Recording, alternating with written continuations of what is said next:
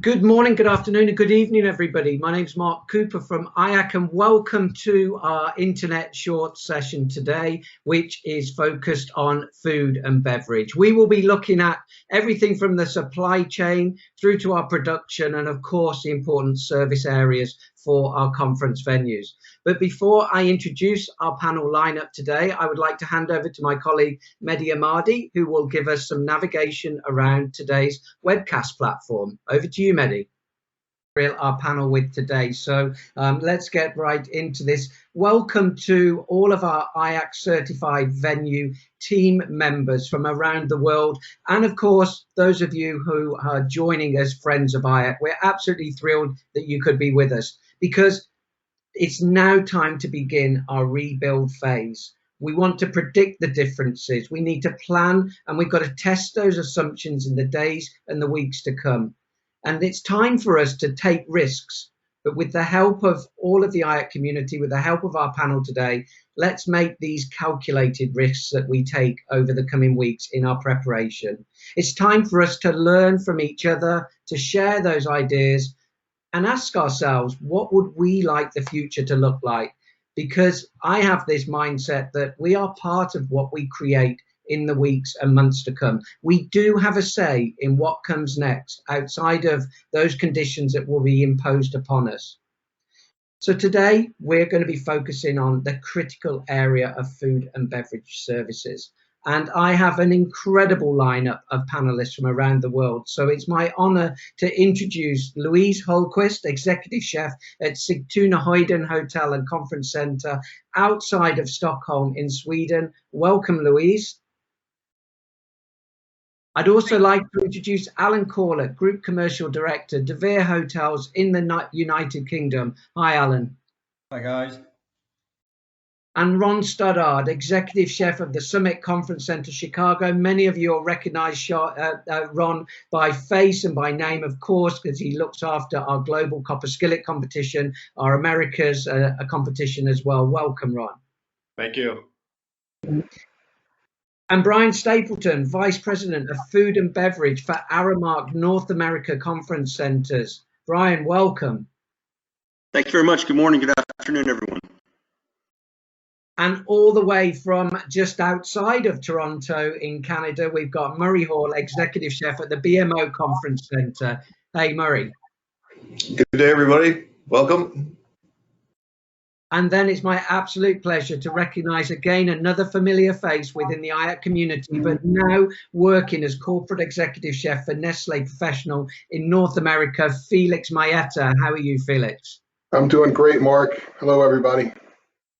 Well, thank you all for joining us today. As I say, I want to jump straight in to tackle some of those really important areas. And then after a couple, we're going to head to one of our first polls. Then we'll pick up some Q&A. So remember, everybody, please, if you have a question, ask it through the Q&A as Mehdi's instructed you to do, and then we will get to it. If we can't get to everything in the next 40 minutes, which we will then allow Q&A time after them, but if we still run out of time on the hour, we will pick up and answer your questions in person or put on another webinar. You have our commitment for that. But I'd like to start with you, Felix, with the supply chain area, which obviously Nestle dominates. As we look to the first few weeks of reopening our properties around the world, what do our kitchen brigades need to consider in terms of any changes to food availability, impact on the supply chain, and of course, considerations as we start to redesign our menus for the new environment? Sure, that's a great question, Mark. You know, with the downturn in business and most venues shut down during this crisis, most suppliers and distributors have really tightened their belts. They've reduced inventories across the board, which in turn has led to some supply chain continuity issues. I believe these disruptions, will be in the short term. As business picks up and we start to open up again, suppliers will begin to make some more products available to us. I've thought about this over the last several days, and I've put together a simple three-part strategy that I'm going to share with you as we move forward, and with hopes that it helps everybody put their plan together and get back into business mode. The first part of the strategy is to simplify our menus and rationalize products and inventories. We need to streamline, and streamlining across the board will help chefs and operations reduce costs and be able to identify products and solutions that provide the most value to their menus and their operations. A simplified menu approach with a focus on items that are partially prepared, possibly, maybe ready to use, or have a convenience factor or a longer shelf life, will also help reduce waste and also optimize labor. I also suggest, leveraging your supplier relationships. Seek guidance from your culinary brand experts. They're a valuable resource for you. They know the products, they know how they're going to perform, and most importantly, they know what their availability and distribution is at the current time. The second part of the strategy is to select products and solutions that fit the needs of your menu. You want to look for brands that have robust safety and quality assurance protocols in place. They have strong supply chains, and most importantly, supply chain transparency, which is going to be a huge focal point as we move forward. And you want to make pragmatic choices too with your menus. Want versus need. These choices are critical for you to provide consistency and continuity across your simplified menus. And the last part of the strategy is, maybe you want to explore some speed scratch solutions. We're all going to be tasked to do more with less as we ramp up the businesses. Nothing wrong with buying pre-cut vegetables, some convenience items, some ready-to-use products. These will help eliminate some of the pain points for chefs and kitchens during the production of daily production without sacrificing quality. And this freed up time is going to allow chefs to really devote time to other critical areas of the business, such as training staff on food safety and sanitation, allergen and dietary needs of guests, which will always be a focal point of IACC, and of course, social distancing in the new kitchen environment. If you're part of a GPO or a buying group, you want to look to purchase, the contracted items, as these products, they offer the most cost-effective options, and they will offer exposure to the best and strongest brands and manufacturers. So it's a simple strategy, kind of back to basics, but I'm really looking forward to hearing what and how my colleagues are preparing to ramp up as well. So I hope this helps, and everybody, please stay safe and stay healthy. Felix, thank you. I mean, what we're hearing there from you clearly is test the robustness of our suppliers, still wanting to be loyal to our suppliers, as we do with all of our partners during difficult times, but we have to test the robustness of them and then look to our cost areas of our kitchens, of our service areas, because there may be a switch of balance between investment in areas of hygiene or PPE versus raw ingredients. So that's they're good insights and good for us to test our assumptions beyond some of the more obvious areas. So thank you for that. I appreciate it. Right. I'm going to move on to Brian, if I may now. Brian, current popular opinion is that hygiene measures are going to need to be more visually prominent and maybe even stepped up beyond the current high levels that were already in place. Is this something that Aramark is currently working on? And if it is, where are you seeking inspiration or best practice from? Is it grocery stores that are still operating at this time, even hospitals? Talk to us a little bit about your opinion on that. Yeah, good morning, everyone. Thanks for joining. I think hygiene is going to be a key factor. I mean, there's a serious level of concern and a comfort zone that we're trying to hit as we begin to reopen. I know that we've all had the same experience when you're out traveling around, you're doing some shopping. Stores are implementing processes in place as social distancing and use of PPE, et cetera. And my experience has been that the stores that are doing it well, that standards and training practices are in place, are stores that are actually driving more business, because I think we've all had that same experience where you have a shopping experience or some type of experience, and it won't be as buttoned up as perhaps in other places. And I think generally speaking, whoever does the best job from standardizing, training, implementing these programs will really be the people that move forward in the world. I think it's going to be clearly a level of clearly there's going to be a higher level of awareness and focus on facility equipment, cleanliness, staff uniforms, use of disposable gloves, masks, etc. And those are going to be standard practices and expected by guests as we go forward. You know, I think it's really important that the front areas will require a higher level of you know, socially impacting that type of area where you require installation of hygiene stations and demonstrate that a standard of cleanliness and practices are in place and active. I think the key piece is your staff is actively involved and they're showcasing from a perception perspective that they're active and in place. I think it's also important to consider the back of house. I mean, it's going to be all the areas front and guest facing are important, but I think that as a unified closing the circle from a operation perspective, I think you have to consider that the back of house is exercising and practicing the same, you know, hygiene and sanitation practices for sure. I think one of the key areas as we get back into this, and one of the things that I've noticed is informational signage will become critical to the success of how we operate, ensuring the guests know exactly what is in place, why it's in place, how they can operate, how they can manage the environment. I think is going to be really critical. And what we're actually doing from a personal safety and services provider perspective, as Felix mentioned, strategic steps of service, and how we're delivering and picking up food, I think is really critical. You know, I think lastly, from a communication and awareness piece, the more we can communicate, the more we can exercise and showcase the fact that we're creating some awareness, we're creating some opportunity for guests to become more comfortable in our environments, I think will be critical as we go forward. So, you know, cleanliness will be needed and present in all aspects of it.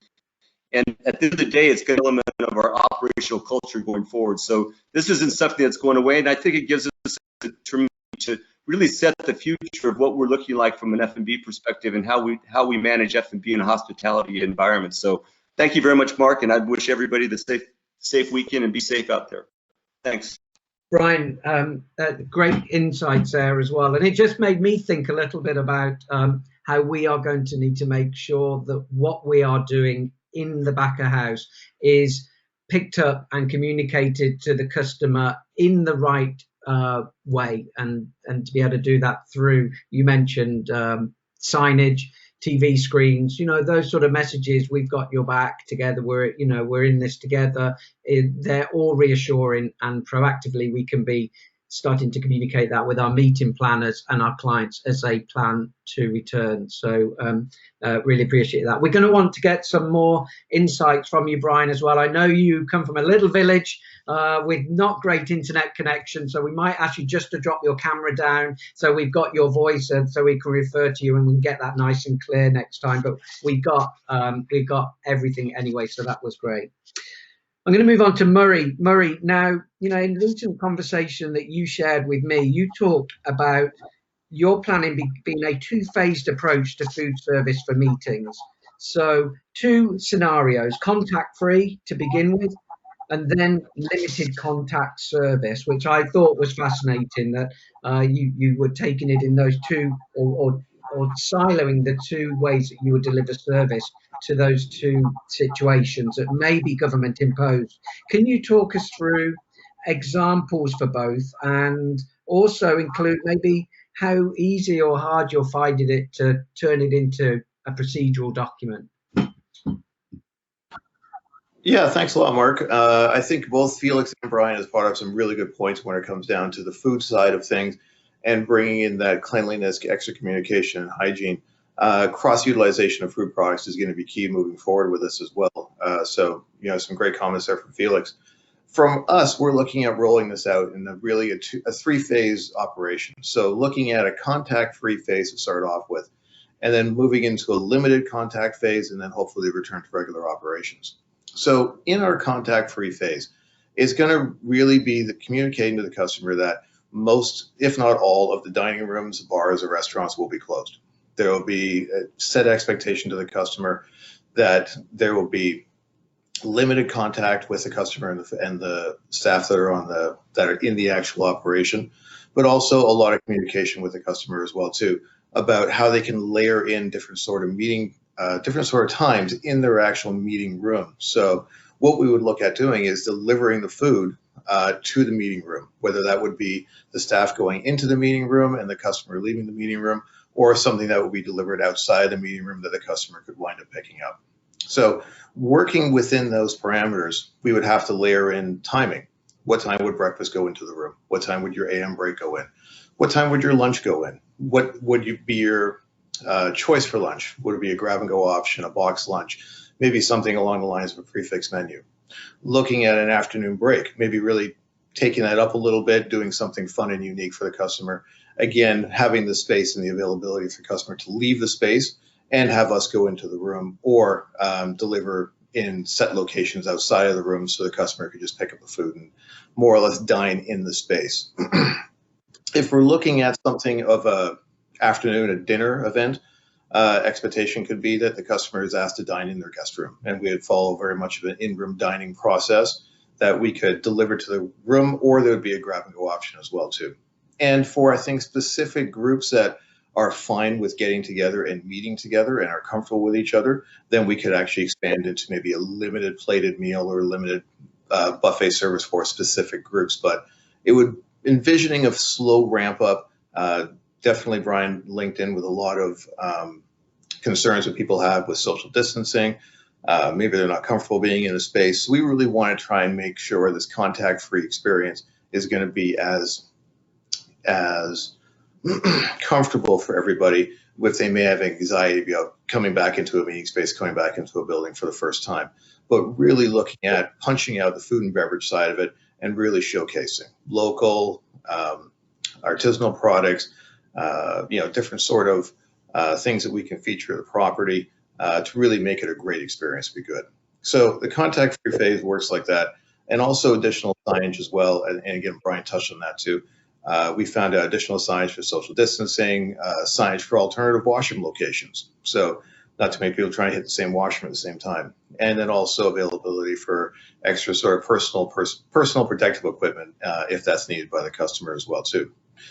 Again, with that contact-free phase, keeping lines of communication open. If there is something that is needed from the customer, have a phone number, a text message account, an email address that the customer can reach out and get someone immediately to provide some sort of service, whatever they need to that space. So contact-free is there. The next stage we'd look at would be a limited contact environment, where we would really go back to reopening up the communal dining spaces, redesigning the restaurant spaces so we are still looking at social distancing. We're going to be setting times for the customers to come into the spaces so we're not having massive lineups. We don't have people can go into the space at one time. Looking at buffets again, bringing buffets back in, but then having a lot of different areas where the customer would not have any contact with the plate or the service utensil, plexiglass, sneeze guards in place. Service staff could be in personal protective equipment as well too. One of the things we're actually looking at is I'm working with one of my uniform companies of washable face masks that will be available for kitchen associates as well too. So having those parameters in place, but really kind of opening up the communal spaces again in that limited contact environment as well. So those are the two buckets we're really kind of pushing out on and hoping to expand in. Well, that's great, Murray. Certainly, from the first three questions, we are starting to get some Q&As coming in via the chat, and we'll get to those real soon. So you are you're helping us think through these scenarios for sure. But before we could do that, I'm going to be asking Alan in a moment about coffee break stations. But we'd like to start with a poll. Mehdi, I wonder, could you run our first poll today, which is looking at whether, just you as an audience, is your venue currently considering changes to the service approach for your refreshment break areas? And that's a simple yes or no.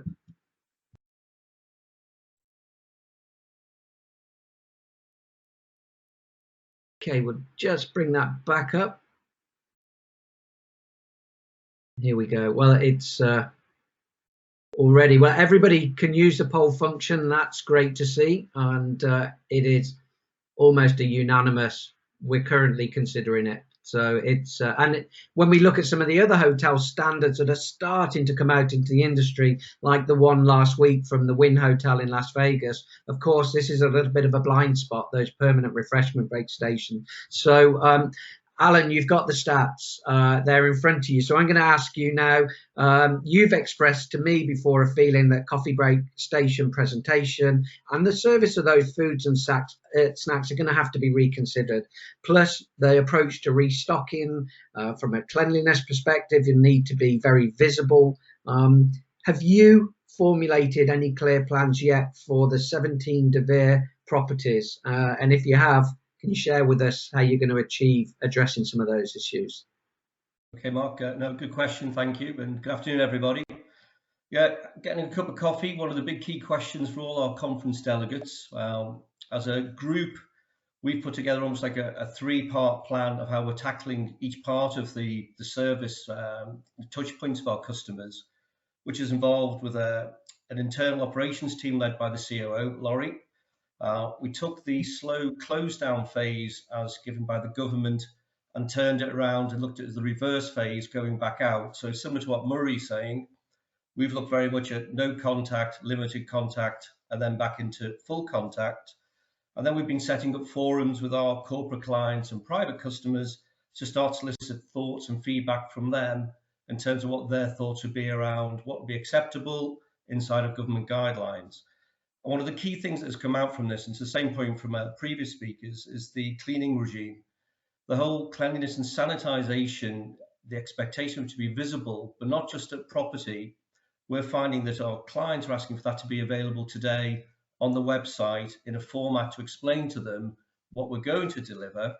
And we're taking that approach. I'm even considering making some very, what you call time-lapse videos to show very quickly how a bedroom, a meeting room, a coffee station is going to be set up, cleared and refreshed, just to communicate that to the customers. But the main thing is that they're looking for whatever you're preaching does become evident at property.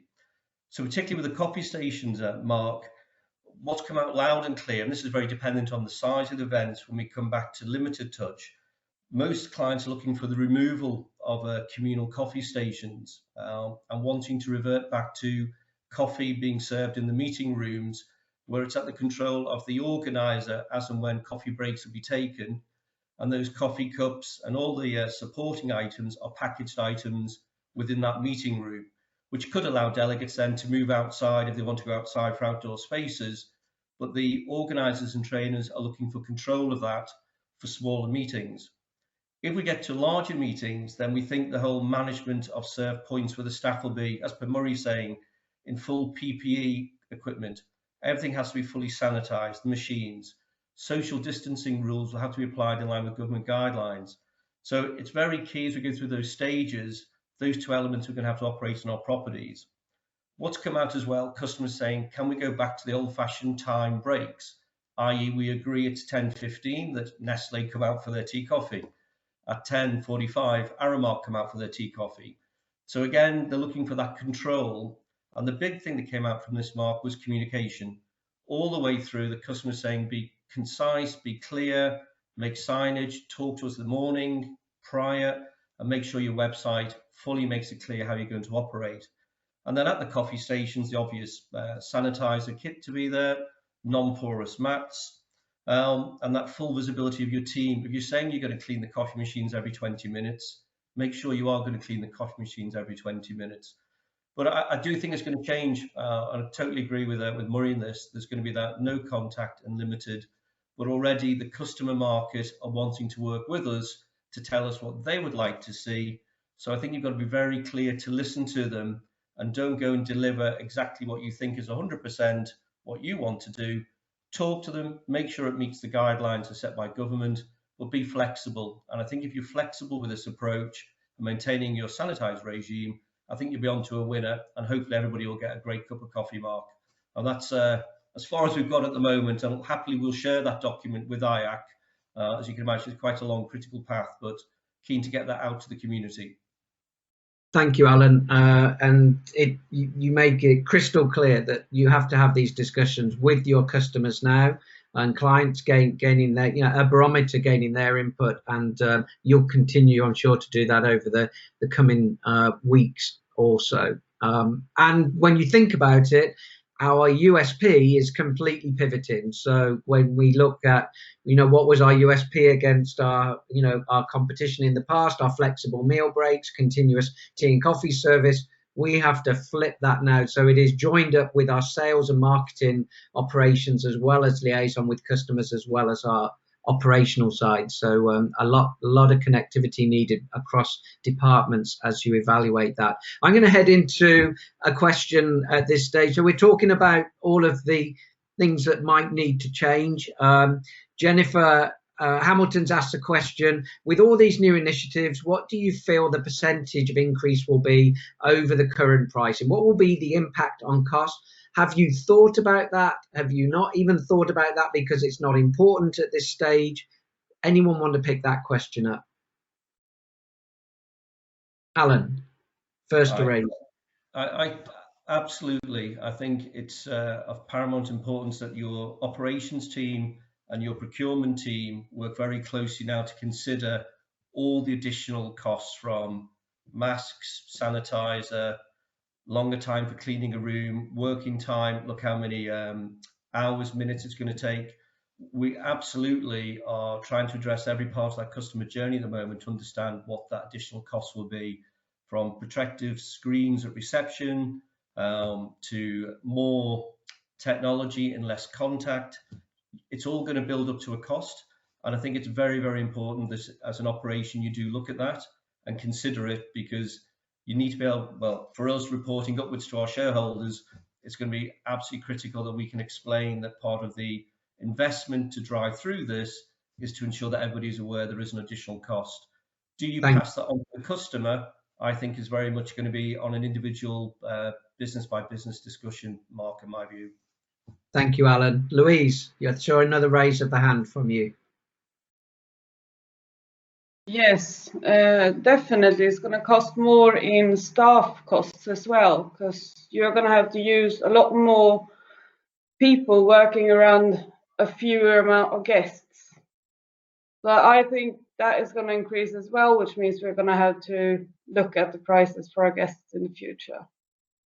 Okay, thank you, Louise. And I'll just make reference again to Felix's first point when he was talking about how we may need to shift the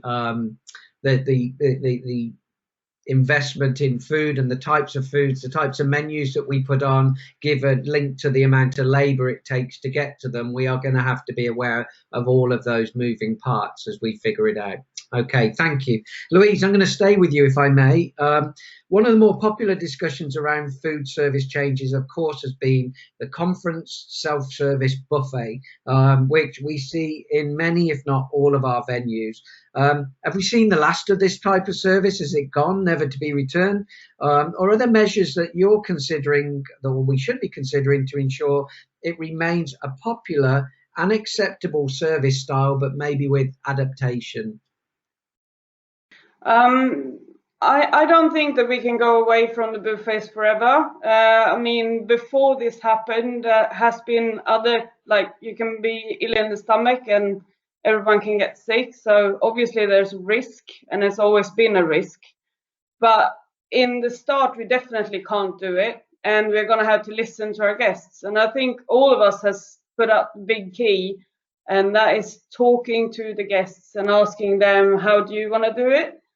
I think that we are going to do with the small groups that want to have a buffet, we're going to put it in their room for them.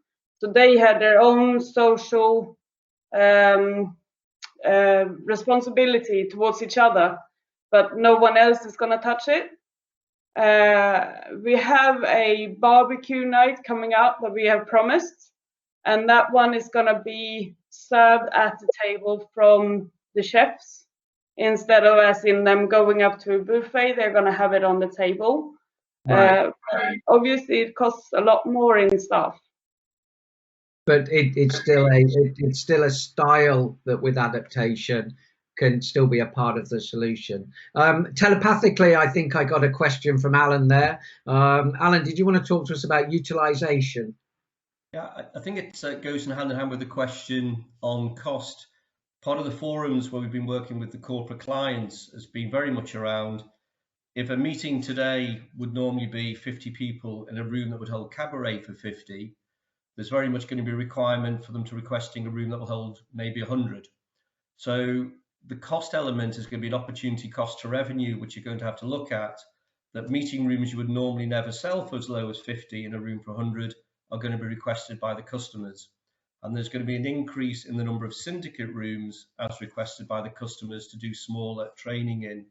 So I think you've also got to look at that loss in revenue as a cost to your business when you're looking ahead in terms of your forecasting and predictions. So Mark, we're doing exercise now with the revenue teams to sort of see if we did end up halving or 60% drop in capacities, how would that have changed, a hypothetical normal month in terms of loss of revenue as a cost? I do think people need to consider that when they're starting to look at the potential revenue impact as well going forward. Yes, of course, and also the slow increase in occupancies from a lower base, as you see that return with parts of the property being utilised and other parts still closed down, being able to shift the operation of food and beverage. It's a very good point. Thank you for that, Ron. I'm going to move on to you now. When you consider returning to work, you've got your chefs, you've told them that you're coming back. The Summit Conference Center in Chicago is open for business again. What should executive chefs and food and beverage leaders be thinking about in terms of putting in place items to protect their staff? Will PPE become a necessity? And how easy is it going to be for us to get this stuff for our operations? Because in the UK, all we hear about is there isn't any available. Mark, that's a great question. We think about protecting the clients, the customers, but also it's important to protect the staff as well. And for sure, gloves and masks will be used at all times. We'll do training, retraining the staff and hand washing, personal hygiene, and using those items. We also will start an employee health checklist. When the employees come into work that day, we'll check with them and see how they're feeling. See if they've been tested for antibodies, if they feel sick, what their temperature is. What else do we have? We have social distancing will be enforced in the service areas and back of the house. I mean, a lot of times, in the back of the house, we're crammed. We're elbow to elbow with each other. So we're gonna have to enforce that social distancing. How will we do that? Is I will monitor that. Not have a full staff. Probably we'll have a rotating staff. Masks will have to be worn by all staff. I know in the state of Illinois, we're at now, they've just instituted that policy. We'll provide the mask. We'll also provide masks in our main dining room lounge area for the clients as well, customers, and also gloves. Murray Hall, he talked about yesterday about gloves, and all chefs and all food and beverage people, we like gloves, but we hate them because we know when I see someone wearing gloves, I'm thinking, you know what? They probably haven't washed their hands in a couple hours. Because folks will just put those gloves on, take them off, just put a new pair on. But we're going to retrain our staff on hand washing and wearing gloves, changing gloves between tasks and making sure those gloves get changed out. And one important thing too about the staff and accepting the staff back is that how they're feeling emotionally. That affects a lot how they're going to go throughout the day, and just to make them feel that we're still all in this together. Check in. How you feeling? How's your family feeling? How are things going? I think that means a lot to the staff, just to let them know that the management team or their coworkers really care about how they're feeling and how they're doing. And as far as inventory, we have a small inventory of gloves and masks. We bought some before we closed down. I've talked to my vendors, and they put some aside for me. They said they have. The mask thing was kind of something that came out recently, so I hope they have some for me. It's not impossible to get. I think it's just you got to put orders in advance. If you want something tomorrow, it's probably not going to happen. But by next week, I think it's not a problem as far as sanitizer solution, towels, bleach. For us, all that stuff is pretty easy to get. And even if it isn't today, again, linking the robustness of our supply chain and suppliers that we choose to partner with being the ones that will be the first to get them in the coming weeks is going to play a part in deciding who we work with. And it's nice to see that connection still to health, well-being, and the fact that we're putting our staff through a very different working environment of that, from that which they were used to before. I mean, for all of us in an office position, working from home has been a big shift, but then we'll go back to an office position with some changes, I know, but in a kitchen environment and a service environment, you're going to have to change again and pivot for a third time. So really important point. Mark, one more thing. Just what Brian said, when you go someplace like a grocery store, restaurant, you see the practices done by staff and it's done well. You just feel more supported and they're on their game. They have a system put in place and you feel more confident going there. We've got a lot of questions building up and we will go to the hour. So we built in a bit of breathing time. Hopefully people can stay with us. I know we've still got many people on the line. But I'm going to ask the last question. We have alluded to the fact of physical distancing. Is it something we're all personally more aware of? We know that. If we go back to operating with physical distancing in place, what measures are we going to be able to cope with that in our restaurant and dining areas? Are we going to have to replan and reformat those in terms of, location of tables and chairs?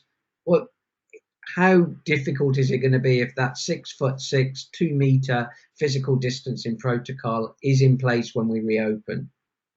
Anyone? I'll open that to anyone who dares to address that question. Felix. Well, hey, Mark, this is Brian Stapleton. Hey, I think that one of the things that we think about is you are limited in space in your restaurant space that you used before this shutdown. But I do think there's other alternatives. If you do an examination of your actual full operation, you will be able to find other locations that you can perhaps stand out, even if it's going outside and buying umbrellas or buying heaters, something that expands the dining experience and creates opportunity, because people are going to want, if they go to a buffet or if they pick up grab and go, they're going to need some place to go to. And historically, they went outside, whatever. I think we have an opportunity to expand the guest experience, utilizing the going back to reevaluate operations at more of a critical level. Just a thought. Thank you, Brian. Now, you broke up a little bit there, so I know what I'm going to do is capture what you've just relayed to us, and we'll send that response out, that question, that response, in the follow-up email to everyone, just to make sure everyone picked up on that. But I certainly picked up the essence of it. Thank you for that. Felix, I believe you wanted to address that question. Yes. Yeah. So to Brian's point, we're going to have to get creative with the space that you have. So like I said earlier, we're all going to be tasked to do more with less. So we have to think outside the box and how are we going to be able to utilize 100% of our space, which, every venue has rooms that they don't use, they don't sell because they don't want to sell. They're not great rooms. So we're going to have to get creative and think about some of that so-called dead space and how we can bring it back to life. But I think what's really going to be important and what really has to be thought through, and Murray alluded to this, is that you're going to have to be very specific with scheduling meal times. Maybe not everybody can eat at the same time. So you stagger the meal time so that you don't have, the entire group of 300 trying to eat at the same time. Or maybe you set up, multiple buffets in different areas of the operation. So you're able to physically distance groups through staggered time. So I just think that it's going to be so important that leadership and operations really put their heads together and say, how can we do this? What is this new norm going to look like? And put the plan together and train it now. I think that's going to be what's going to make us successful going forward in this new norm. I couldn't agree more. And as we keep saying, and we'll say it one more time, as we start to get governmental and health authority advice in the coming days and weeks ahead of reopening, that will allow us to shift but if we are thinking through all of these scenarios now, what happens if, we will be faster to action. So thank you for that. We've got some great questions that are coming in now. I'm going to pick up any that I can, and then I'll throw over to the panel any others. Louise Silverman asking, I was surprised to hear if someone's having a barbecue.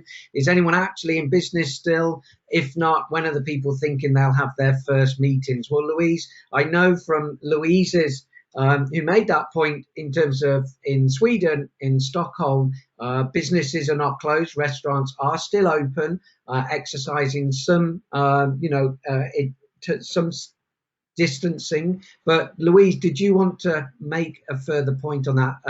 Barbecue still going on? Yeah. Yes, we are open.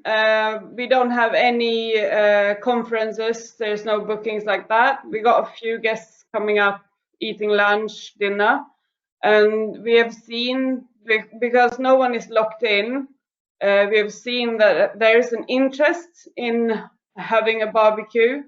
So we had planned this before this started, and we thought, okay, we are gonna have it open, we are gonna serve it on plates, and it's only 40 guests that's allowed in the restaurant at the time.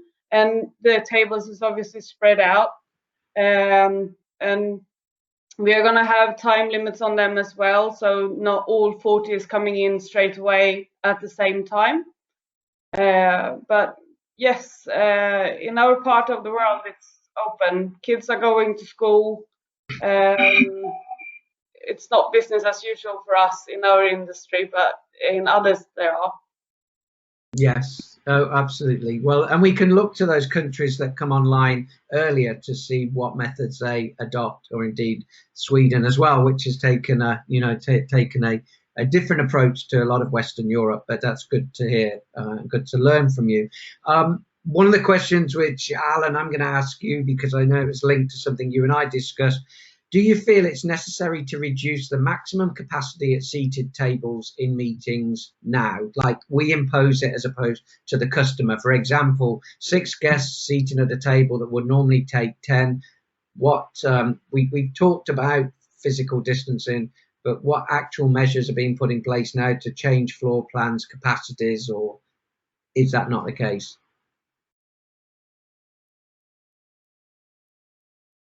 And Alan, you're just to take you off mute, sir. IT, classic error. Good question. I think I touched on it briefly earlier. We are proactively now, all the revenue guys and conference office managers, taking all the capacities of all the key meeting rooms, and they're working out if that government guideline is that the 6 feet, 2 meters must be maintained. What will that look like for a cabaret, a classroom, theatre style layup?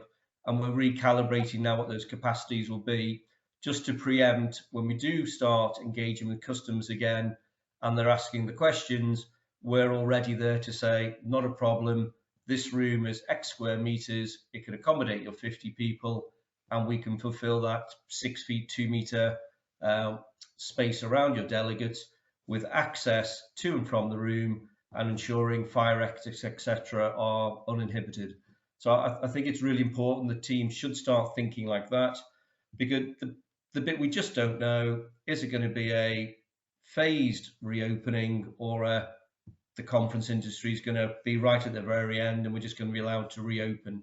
So we're working on the slow phasing at the moment, Mark, as our strategic plan. So key to understand those capacities. Yes. No, thank you for that, Alan. I'm going to head into another question now. Costs keep coming up due to the increase of labour. How do we remain competitive, or perceived to be more competitive? I love that word being put in there by you, Jeannie. But how do we remain competitive and seen as a better value conference centre offer, I guess, compared to non-conference centres, more open hotel or other event venues? Who'd like to take that one? How do we keep and maintain our position as the best value for money out there, but also with the best service and quality of facilities? Mark, if I could maybe just put in, when we're talking about the costs are going to increase, but I think one of the seminars was on this week, which I thought was excellent. Somebody said just ensure that if your AV facility in your property can facilitate what we're doing now, you may only end up with 50 delegates in the meeting room, and the company will have 50 delegates dialing in as we are today. And if you've got the technology, the software to facilitate this, you will be able to charge for that premium to still bring everybody together. So I think you've also got to look for those alternative routes for revenue, rather than just accepting delegate numbers are going to come down before you start thinking about just passing a cost on to a customer. And that, I think it was on Wednesday's webinar with Cynthia, and it really stimulated myself and Laurie to go away and think around what are those extra revenue streams you wouldn't normally have charged now that you may look to do. So things like Slido with Cvent and all those apps availability to get those partnerships in place, I think, Mark, could facilitate another revenue stream for people to say to customers, we can still do 150 people, 50 on property, but dial in 100 extra people, and it will only cost you X to do that. So I think people just got to think a bit more laterally on what they're doing. But I think there will also be a bit of customer understanding if there is going to be a slight increase in costs. I don't think they expect us to bear the entire brunt when you're starting to put this up, or you may have the different approach, which I mentioned earlier. Your shareholders, investors may be prepared for you to operate at slower, slightly less margins to facilitate, to maintain the business. So I think you've got to have to sort of balance each business on its own merits, maybe reduce margins, maybe slight increased price, and where are there some other revenue streams to keep that profit coming in. Sorry, a bit long-winded.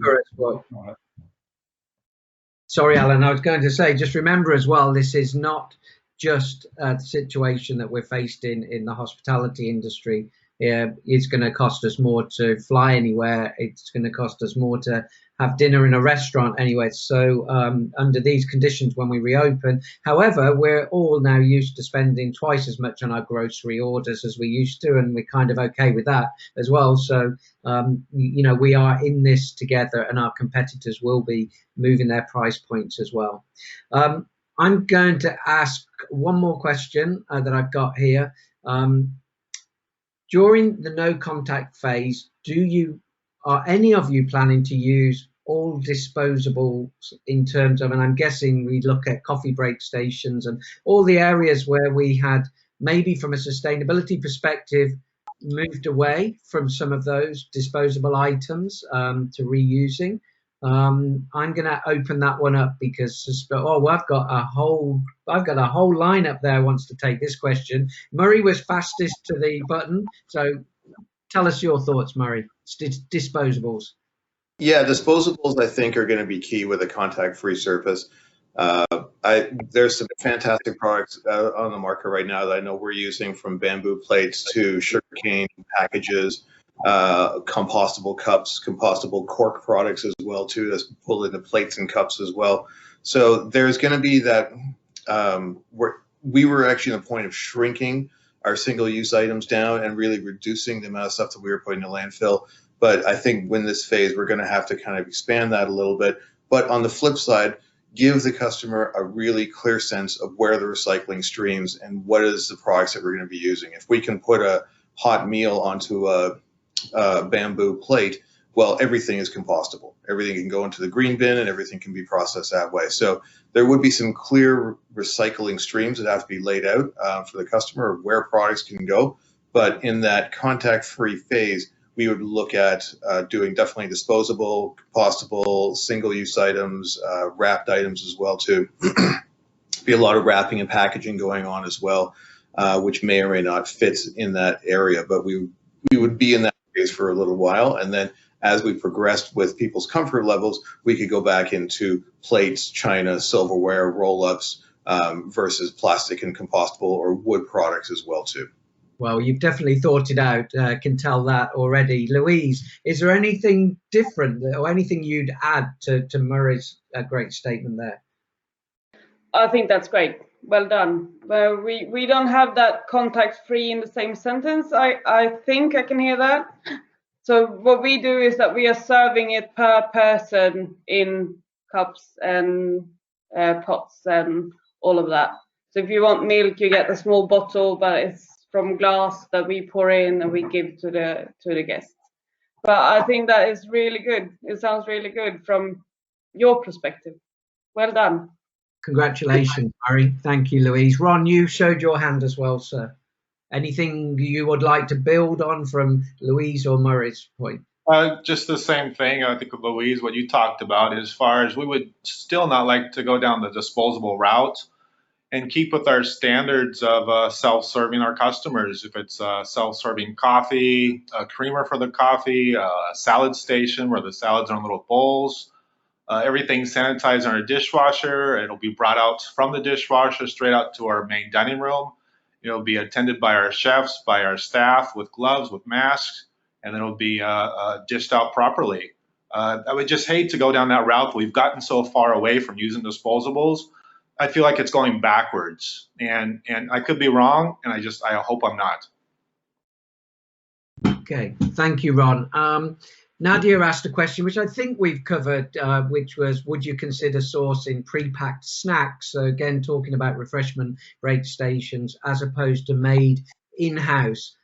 Which ones are you considering more cost effective? Well, I think I know the answer to that. It is probably going to be more cost effective to bring in pre-packed items, maybe not at that quality level potentially, or able to get that destination feel across that we know is so special when we do things ourselves as chefs. But it's cost effective, and it's also going to have, again, that hygiene factor as well from being pre-packed in, you know, very specific conditions. Is that a fair point, chefs? Any arguments to that point?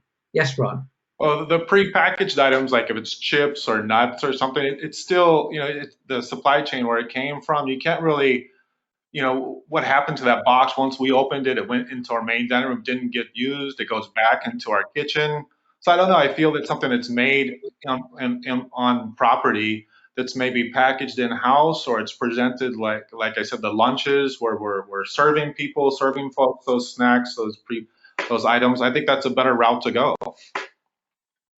Well, audience, you're obviously not asking difficult enough questions, because our panel keep coming back to us with answer after answer, and they're not phased at all. Let's try one last time. Describe how the beverages will actually get into a disposable cup using the contact-free stage.